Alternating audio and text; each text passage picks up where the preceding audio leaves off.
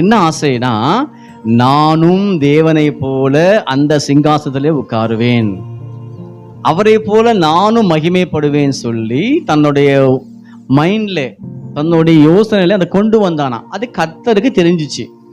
உன்னை ஆண்டவர் என்ன செஞ்சார்? அவனை பரலோகத்திலிருந்து இந்த பூமியிலே அவனை கீழே தள்ளிவிட்டார். சில நேரங்களிலே நம்முடைய வாழ்க்கையிலே கூட ஆண்டவர் நம்ம உயர்ந்த ஸ்தலங்களில் உட்கார வச்சிருப்பார். எப்போ அந்த பெருமை என்றதான நமக்குள்ள வருகிறதோ, அப்போது எல்லாவற்றையும் இழந்தவங்களாக மறுபடியுமாக எங்கே ஆரம்பித்தோமோ அங்கே வந்து நிற்போம்.